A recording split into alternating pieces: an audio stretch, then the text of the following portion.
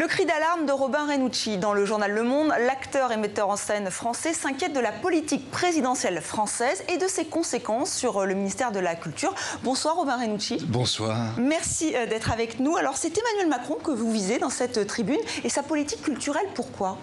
Alors avant tout, je ne prends pas la parole seul. Je suis président d'une association des centres dramatiques nationaux qui représente 38 centres dramatiques nationaux qui sont sur les territoires de France.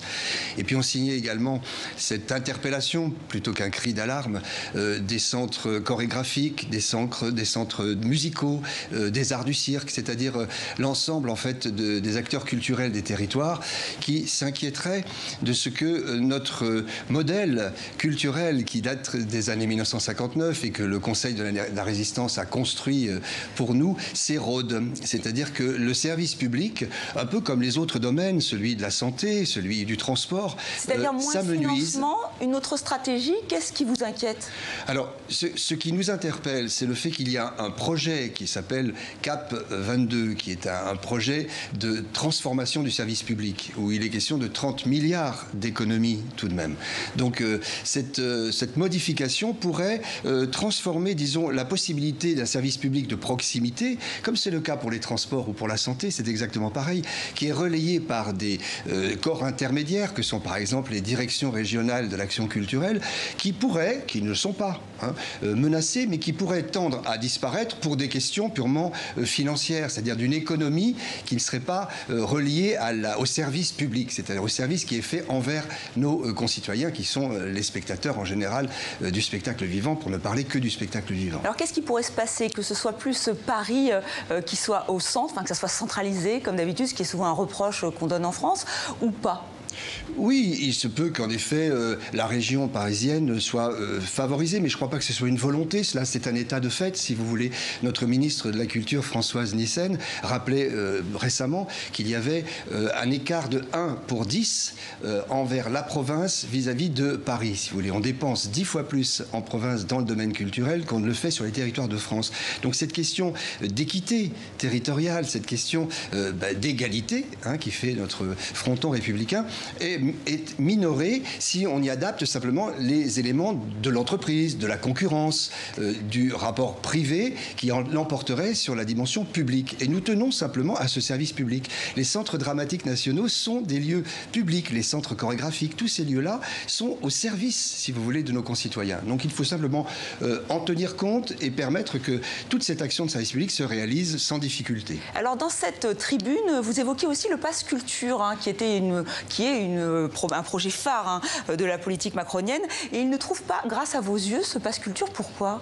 Alors, il se fera sans doute, ce Pass Culture. Il est relativement cher à mettre en chantier, en expérience. Aujourd'hui, c'est près de 5 millions d'euros. Il coûterait, tel qu'il est estimé, à 400 millions d'euros, et dont on ne sait pas encore très bien les financements. Vraisemblablement, les industries de programmes culturels vont aider à ce financement. Mais lorsque les industries privées investissent, elles veulent un retour sur cet investissement. Donc, ce qui nous importe beaucoup, c'est de minorer peut-être cette idée de l'offre pour privilégier la création. C'est-à-dire qu'on ne va bien vers des lieux où il se passe des choses que parce que justement ces choses qui se passent sont fortes, rassemblent, unissent et surtout témoignent de la créativité de notre espace public. Donc la création théâtrale ou la création chorégraphique, encore une fois musicale, est primordiale et nous alertons juste sur le fait que le Pass Culture est un élément de consommation supplémentaire. Mais ce n'est pas un objet, disons, de polémique au fond. Il se fera, on va tenter de réguler, disons, son utilisation et son mode de relation avec les publics. Il ne faut pas que ça soit simplement un algorithme, si vous voulez, qui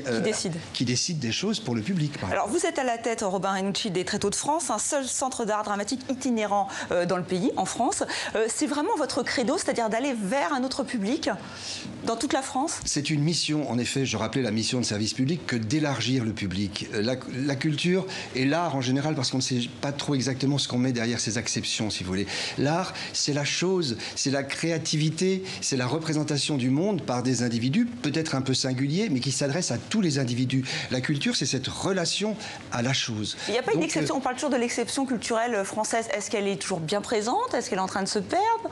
Ô combien elle est riche et présente. C'est pourquoi nous avons de la chance dans notre pays. Vous voyez, il y a d'autres pays que nous connaissons, plus libéraux justement, où la culture est une consommation comme une autre. Nous tenons à ce qu'il y ait ce rapport, en effet, d'élévation populaire. En effet, nous sommes très enclins pour que la création, l'éducation, la formation, la transmission se conjuguent et se réinventent. Il y a eu de très belles époques du ministère de la Culture avec un président de la République qui se sont unis pour créer cette synergie. Vous voyez, le domaine de l'éducation populaire nous importe beaucoup, celui de la jeunesse particulièrement. D'ailleurs, vous lancez l'appel du 18 août. Alors, quel est cet appel? C'est-à-dire une émancipation par la culture? Oui, tout à fait. Le président Macron a nommé récemment la nécessité de l'émancipation. Donc la question que nous posons, c'est de quoi devons-nous nous émanciper? En effet, il y a beaucoup d'émancipation qui veulent dire certaines aliénations dans lesquelles nous sommes, l'assignation identitaire, la difficulté du travail, de ne pas en avoir également, qui en est une, l'ignorance dont il faut s'émanciper. Les arts et la culture servent à cela. Et en effet, la présence de la culture dans différents ministères, dans la cohésion sociale, dans l'univers des gens, dans leur quotidien, dans le ministère de l'agriculture, on parle très peu des ruraux, par exemple. Et le ministère de l'Agriculture a développé des actions culturelles très fortes. La jeunesse, les sports, évidemment, l'éducation populaire dont je parlais tout à l'heure. Donc l'appel que nous lançons, c'est un appel à cette synergie interministérielle, de telle sorte que tous ceux qui sont sur les territoires, qui sont dans le corps associatif, les compagnies de théâtre et de tous les arts, puissent apporter leur rapport, voilà, leur énergie, parce qu'elles le font déjà, soient davantage reconnues et transmettent un peu plus de ce qu'elles sont et soient évaluées davantage. Voilà, ça soit plus transversal. Mais vous, c'est ce que vous faites au sein de l'ARIA. En Corse, c'est vous qui avez eu cette initiative de créer cet espace de création. Est-ce que les artistes doivent prendre le pas sur les politiques ? Non, sûrement pas. Les artistes ne sont pas des politiques. Simplement, ils ont une action politique. Et il est bon de rappeler ce que sont les arts. Vous voyez, c'est la grande histoire de Prométhée qui va chercher le feu dans la forge d'Héphaïstos pour donner aux humains de la force, des outils pour pouvoir se défendre contre les difficultés. Et aujourd'hui, nous sommes à peu près dans les mêmes difficultés que quand Platon racontait cette histoire.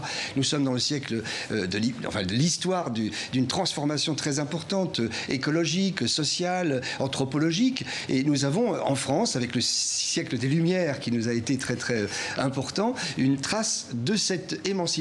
C'est pourquoi nous voulons mettre cette question de l'émancipation au cœur, et ça se fait par la conjonction, en effet, des différents endroits. Un peu comme le soin, si vous voulez. Alors en Corse, merci de me poser la question. Qu'est-ce qui se passe en Corse? Eh bien, nous mêlons ensemble des artistes très très aguerris avec des amateurs, c'est très important la pratique amateur, des enseignants de l'éducation nationale qui méritent toute notre attention, des éducateurs, des animateurs. Vous voyez, cette transversalité, elle est justement interministérielle. Et c'est toujours un très beau succès, 21e édition des rencontres internationales de l'ARIA en Corse. Merci Robin Ranucci d'être venu sur notre plateau et merci de votre enthousiasme pour la culture. Merci.